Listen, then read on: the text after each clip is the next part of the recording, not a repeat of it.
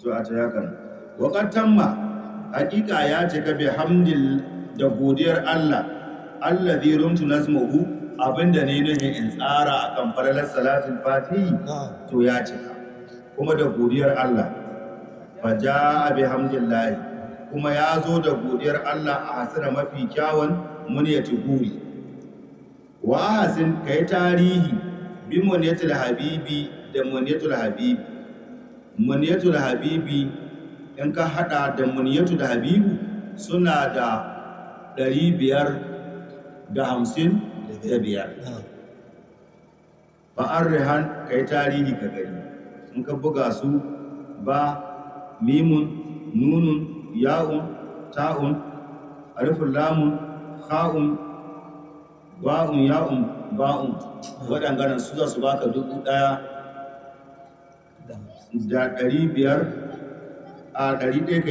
1,555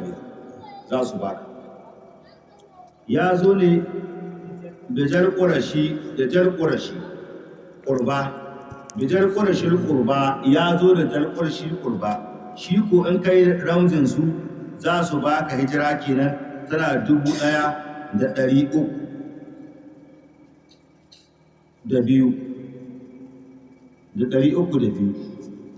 shi ne ja ƙurashi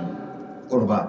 biya sana ƙasidati da mahi hasken ƙasida ko mai kyawun ƙasida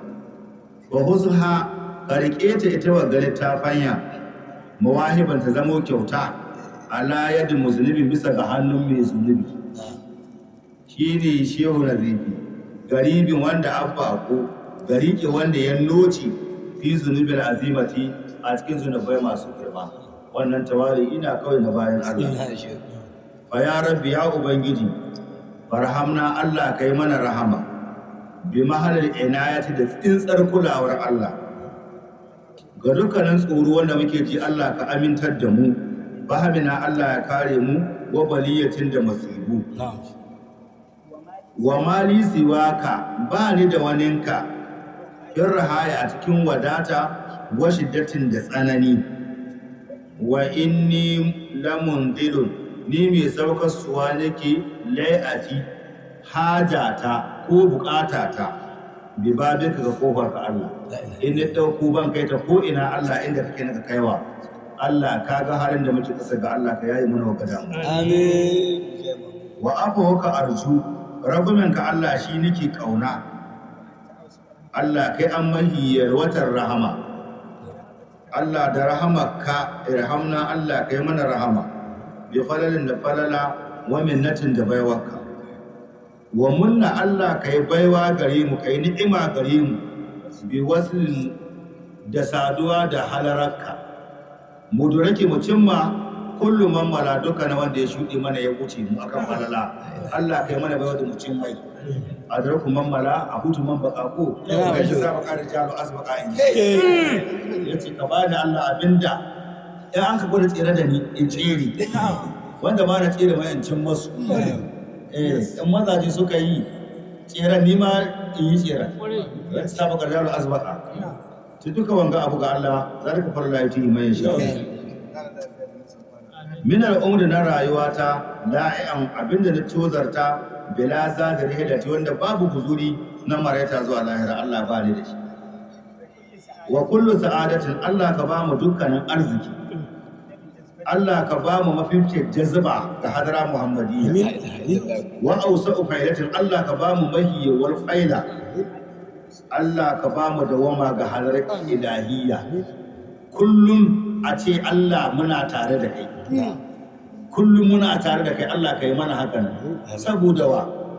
Allah duk ka yi mana ba don ƙarfinmu ba sallanmu ba azuminmu ba dubaranmu ba Allah bi jahi nabi Allah ka yi mana da alhormar annabi sallallahu alaihi wa sallam wa man hawatu aba'atun da waɗanda bargo ya taro sai da Fadima sayyidi Aliyu Hassan Hussein za Allah yake su zaune ɗaya bargo ne lulluɓa masu ya ce Allah ka lulli kare ku daga wuta kamo da lulluɓa da bargon gani to Allah shehu da zifi ya yi tawassuli da annabi ya yi tawassuli da ƴaƴansa